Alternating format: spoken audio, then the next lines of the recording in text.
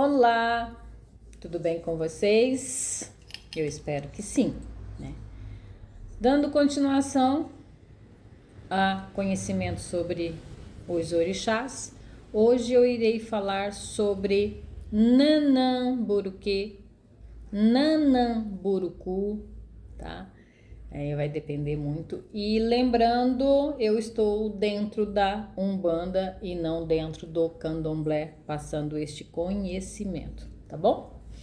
Bom, Nanã é a mais velha dos orixás, dessa divindade, né? Do panteão Iorubá. Como é dentro da Umbanda, né? Eu não vou falar nada que não seja correlacionado dentro da Umbanda, tá? Então, dentro da Umbanda, ela é a avó, ela é a mais velha, né? Associada às águas paradas, à lama de pântanos, tá? Ao lodo do fundo do rio e dos mares. É o único orixá que não reconheceu a soberania de Ogum. Dizem que tem Kizila com ele. Onde está Nanã, não está Ogum, tá? E por ele ser também o dono dos metais, né? Dizem dentro de alguns itãs que é essa Kizila. Ela é reverenciada como sendo a divindade da vida como da morte. Seu símbolo é o ibiri, né? Aquele símbolo que ela traz no colo. É um feixe de ramos de folhas de palmeira com a ponta curvada e enfeitado com búzios, tá? Nanã é a chuva e a garoa, tá? O banho de chuva é uma lavagem do corpo ao seu elemento, uma limpeza de grande força. Uma homenagem a esta grande orixá. Nanamburuque representa a junção daquilo que foi criado por Deus. Ela é o ponto de contato da terra com as águas, a separação entre o que já existia, a água da terra, por um mundo de Deus, sendo, portanto, também sua criação simultânea à da criação do mundo. Então, né, ali existe o equilíbrio entre ela, né, e a criação do mundo. Com a junção da água e a terra surgiu o barro. O barro com o sopro divino representa o movimento, né? O movimento adquire estrutura. Movimento e estrutura, surgiu a criação. E quem é? O homem, o ser humano. Portanto, para alguns, Nanã é a divindade suprema que, junto a Zambi, Olorum, nós estamos dentro da Umbanda, fez parte da criação, sendo ela responsável pelo elemento barro, que deu forma ao primeiro homem e de todos os seres viventes da Terra, e da continuação da existência humana e também da morte, passando por uma transmutação para que se transforme continuamente e nada se perca. Ela faz contraponto com o Baluaê, né? A transmutação da força dela é decantada as energias, né, para se tornar realmente quem somos. Bom, esta é uma figura muito controvertida do panteão africano. Na realidade, ela é um vodum, né? Ela é um vodum, assim como o Xumari, o Baluaê, o Molu, entre outros, tá? Mas como eu falei, isso é dentro do candomblé. Dentro da Umbanda é outra coisa diferente, né? Ela faz parte do panteão africano, mas ela é um vodum. Ora perigosa e vingativa, ora praticamente desprovida dos seus maiores poderes, relegada a um segundo plano, amargo e sofrido, principalmente ressentido. Dentro da Umbanda, né, não existe aquela frase, terreiro nenhum fica sem uma nanã, né? Vida e morte, tá? Ela é uma orixá que também rege a justiça. Nanã não tolera traição. Gente, a maioria dos orixás, né? Principalmente Ogum, filho que mente, eu falo sempre assim, não é filho de orixá. Indiscrição ela também não tolera, roubo. Então você pode ver que eu tenho falado muito nos outros vídeos que é caráter. Hoje a gente tem, né, uma difamação muito grande dos orixás, da religião, seja ela Umbanda ou Candomblé, o que é muito difícil, tá? Porque o caráter, a índole, tá? A ética, gente, ela é essencial, né? Para tudo na nossa vida, principalmente dentro da religiosidade. Mas como eu não estou falando de religiosidade, eu estou falando de espiritualidade, tá? É diferente, né? Então, tenho em si que filhos de orixá, eles têm que andar na linha reta, retidão, tá? Mas não vou entrar aqui, é uma outra conversa, tá?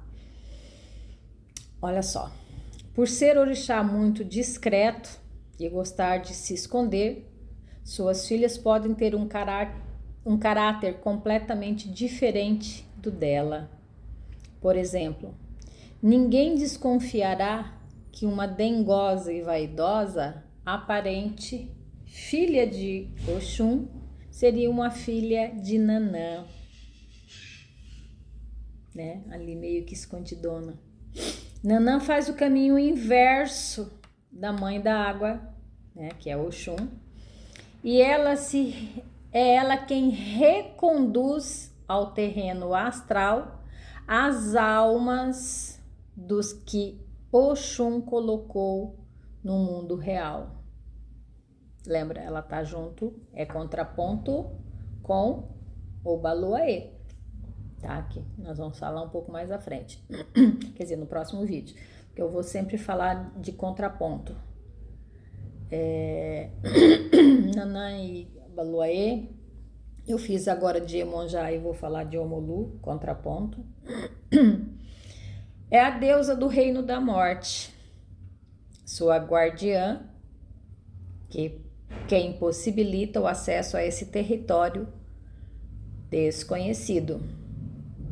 A senhora do reino da morte é, como elemento, a terra fofa, que recebe os cadáveres, os acalenta e esquenta numa repetição do ventre. Da vida intrauterina.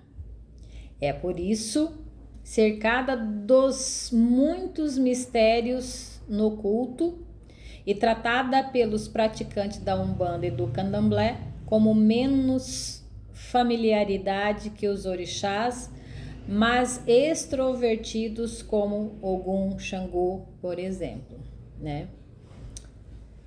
E aí eu falei assim, ela é um vodum, tá? ela não é do panteão Iorubá, iorubanos, tá bom? Muitos são, portanto, os mistérios que Nanã esconde, pois nela entram os mortos e através dela são modificados para poderem... Gente, acabou minha energia. Tá ventando muito aqui onde eu moro e desde cedo, né? Tô deixando para gravar, mas a energia tá com pico, vai e volta, vai e volta. Mas voltando, que eu já até me perdi, né? Voltando. Muitos são, portanto, os mistérios que Nanã esconde, pois nela entram os mortos e através dela são modificados para poderem nascer novamente. Só através da morte é que poderá acontecer para cada um uma nova encarnação para novo nascimento.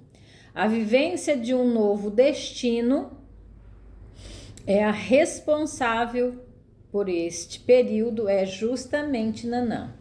Morreu, né? Vai lá para ser preparado e Nanã, né, faz de novo essa mudança, ok? Ela é considerada pela comunidade da Umbanda e do Candomblé como uma figura austera, justiceira e absolutamente incapaz de uma brincadeira ou então de alguma forma de explosão emocional. Bom, dizem que as grandes mães, né, as grandes mães ancestrais, Nanã faz parte, Oxum e Iemonjá. Então, para você ver a complexidade que é isso daí, né? Por isso, está sempre presente como testemunha fidedigna das lendas. Jurar por Nanã, por parte de alguém do culto, implica um compromisso muito sério e inquebrantável, pois a orixá exige dos seus filhos de santo e de quem a invoca, em geral, sempre a mesma relação austera que mantém com o mundo. Eu tenho um pezinho com Nanã, né? Faz parte do meu enredo de orixá. E é uma coisa que eu amo muito, é essa vó. Exatamente pelo fato de ser austera, justa, tá? Nanã forma par com o Baloaê e enquanto ela atua na decantação emocional e no adormecimento do espírito que irá encarnar, ele, o Baloaê, atua na passagem do plano espiritual para o material. O envolve em uma irradiação especial que reduz o corpo energético ao tamanho de um feto já formado dentro do útero materno, onde está sendo gerado, ao qual já está ligado desde que ocorreu a fecundação. Então, você percebe que aí, ó, né, o par Nanã e o Baloaê, ela decanta tudo que há de emocional. Você já imaginou uma pessoa que morreu com ódio, raiva, mágoa? O que não tem que ser decantado, depurado, né? E aí, para você fazer esse contorno todo e voltar para o útero materno, gente, é tão complexo, mas enfim, né? Já nossa amada mãe Nanã envolve o espírito que irá reencarnar em uma irradiação única que dilui todos os acúmulos energéticos, ó, o que eu tô falando, né? Assim como adormece sua memória, por isso que a gente volta, tá? É sem lembrar do que a gente fez, do que nós fomos em outras vidas, tá? Ela atua nesse momento. Você já imaginou a gente voltar a encarnar com toda a raiva, com todo o ódio que a gente já tinha em outras vidas? Olha o acúmulo, o bolo de neve, mas enfim, né? Vamos lá? Assim como adormece sua memória, adormece, né? Preparando-nos para uma nova vida na carne. Olha a sabedoria divina, né? Onde não se lembrará de nada do que já vivenciou. E é por isso que Nanã é associada à senilidade. Senilidade. Porque ali já começa o trabalho de Nanã, né? A mente. A velhice, que é quando a pessoa começa a se esquecer de muitas coisas que vivenciou na sua vida carnal. Portanto, um dos campos de atuação de Nanã é a memória dos seres.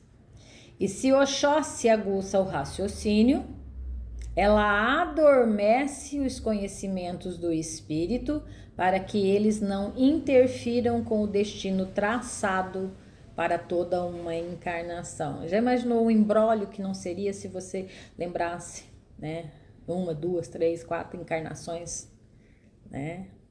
Eu diria assim que são bênçãos, mas ao mesmo tempo isso fica cravado, né? Por isso que tem aí muitas almas sábias, né? Em outra linha de vida, ela é encontrada na menopausa. No início desta linha está Oxum, estimulando a sexualidade feminina. No meio está Iemonjá, estimulando a maternidade.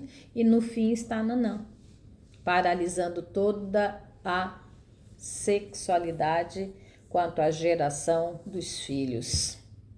Esta grande orixá, mãe e avó, é protetora dos homens e criaturas idosas.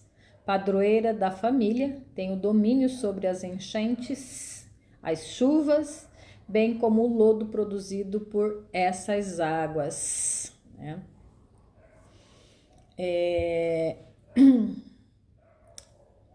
Fazendo uma associação, muitos dizem que ela é Santa Ana, né? No catolicismo, tá? Não faço ideia. Sei lá. Bom, a origem de Nanã. Nanã é um orixá feminino, de origem daomeana, por isso que eu falo que ela é um Vodum, Daomé, né? Que foi incorporada há séculos pela mitologia Yorubá. Quando o povo Nagô conquistou o povo de Daomé, a atual República de Benin, assimilando sua cultura e incorporando alguns orixás dos dos dominados e sua mitologia já estabelecida. Resumindo esse processo cultural, Oxalá, mito Yorubá ou Nagô, continua sendo o pai e quase todos os orixás. Iemonjá, mito igualmente Yorubá, é a mãe dos seus filhos Nagô. E Nanã, mito Jeje, assume a figura da mãe dos filhos daomeanos, nunca se questionando a paternidade, tá, de Oxalá sobre estes também. Dizem que ela foi a primeira esposa de Oxalá. Mito, né? Ou Itã, enfim.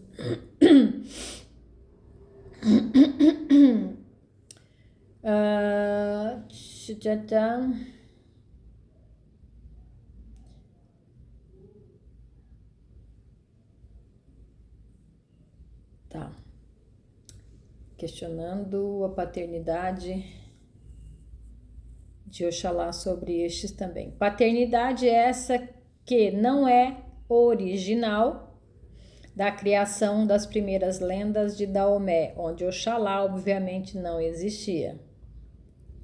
Os mitos daomeanos eram mais antigos que os Nagô, vinham de uma cultura ancestral que se mostra anterior à descoberta do fogo. Tentou-se então acertar essa cronologia com a colocação de Nanã e o nascimento dos seus filhos como fatos anteriores ao encontro de Oxalá e Iemonjá. E neste contexto, a primeira esposa de Oxalá, tendo com ele 3 filhos: Iroko, que é o senhor do tempo, Omolu, ou Obaluaê, porque aí a gente tem alguns... Obaluaê, eu não me lembro se é o mais novo, ou é o Molu, e Obaluaê, o mais novo, né? Só sei que são a mesma coisa, tá bom? E Oxumaré, como eu disse, Voduns, ok? Dentro do candomblé, pessoal. Característica de Nanamburuque ou Burucu. Cor, roxo ou lilás, né? Em algumas casas, branco e azul. Fio de contas, firme miçanga de cristal lilás. Ervas de nanã, manjericão roxo, colônia, ipê roxo, folha de quaresmeira, erva de passarinho, dama da noite, canela de velho, ó, acabou de novo. Salsa de praia, manacá. Em algumas casas, o açapeixe, tá? Ciprestes, erva macaé, dália vermelho escuro, folha de berinjela, e muitas vezes dentro da Umbanda a gente vê a própria berinjela, folhas de limoeiro, manacá, rosa vermelho escura e trandescância, nem sei o que é isso. O símbolo dela é a chuva e a garoa, como eu falei. Pontos da natureza, lagos, águas profundas, lama, cemitério e o pântano. Flores, todas as flores roxas, tá? Essências, lírio, orquídea, limão, narciso, dália. As pedras, ametista, cacoxenita, tanzanita. Metal, latão ou níquel. Saúde, ela influencia na dor de cabeça e problemas de intestinos. Planeta, Lua e Mercúrio. Dia da semana, sábado. Em algumas casas, segunda-feira. A gente sabe que os sábados é dedicado a todas as iabás, né? Elemento, água, chakra, frontal e o cervical. Saudação, saluba, nanã, saluba, vó. Bebida ou champanhe. Animais, cabra, galinha ou pata, todos os brancos, tá? Comida, feijão preto com purê de batata doce. Aberum e mungunzá. Número relacionado a ela, o 13. A data comemorativa 26 de julho, como eu disse, dia de Santa Ana. Sincretismo, Nossa Senhora de Santana. Incompatibilidade, lâminas e multidões. Qualidade, logobô, borucum, biodum, açainã, elegbê e sucerê. São qualidades de nanã que existem, tá? Garganta lá vai. Atribuições a este orixá, tá? Nanã rege sobre a maturidade e seu campo preferencial de atuação é o racional dos seres. Atua decantando os seres emocionados e preparando-os para uma nova vida jamais equilibrada. já mais equilibrada, tá? Mas jamais, já mais equilibrada, ok? Característica de filhos de Nanã. É uma pessoa que tem Nanã como orixá de cabeça. Pode levar em conta principalmente a figura da avó, carinhosa, às vezes até em excesso. Gente, eu conheci, não sei se estão todas assim, né? Mas geralmente as filhas de Nanã são bem caladas, desconfiadas, não confiam em muitos, tá? Não soltam muito da própria vida, né? São bem caladonas. Carinhosa, eu não sei. Carinhosa, elas são carinhosas para quem elas realmente gostam. Caso contrário, elas ignoram completamente, tá? Mas vamos lá. Carinhosa, às vezes até em excesso, levando o conceito de mãe ao exagero, mas também ranzinza, preocupada com detalhes, com forte tendência a sair censurando os outros ou criticando, tá? E às vezes, e muitas vezes até no olhar, tá? Não tem muito senso de humor, o que a faz valorizar demais pequenos incidentes e transformar pequenos problemas em grandes dramas. Ao mesmo tempo, tem uma grande capacidade de compreensão do ser humano, como se fosse muito mais velhas do que sua própria existência. Por causa desse fator, o perdão aos que erram e o consolo para quem está sofrendo é uma habilidade natural, que muitas vezes eu vejo como crítica, tá? Nanã, através dos seus filhos de santo, vive voltada para a comunidade, sempre tentando realizar as vontades e necessidades dos outros. Nem sempre, tá? Filhos, não estou falando do orixá, estou falando dos filhos, tá? Nem sempre. Às vezes, porém, exige atenção e respeito que julga devido, mas não obtido do que as cercam. Voltando. Às vezes, porém, exige atenção e respeito que julga devido, mas não obtido dos que a cercam, né?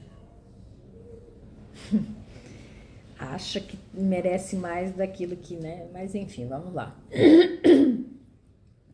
Não consegue entender como as pessoas cometem certos enganos, ó, né? Aí a gente tem a crítica, né? O julgamento. Enganos até triviais. Como optam por certas saídas para um filho de Nanã são evidentemente inadequadas. É o tipo de pessoa que não consegue compreender direito as opiniões alheias, porque a dela é mais importante, filho, tá? Nem aceitar que nem todas pensem da mesma forma que ela, né? Aí é um certo preconceito,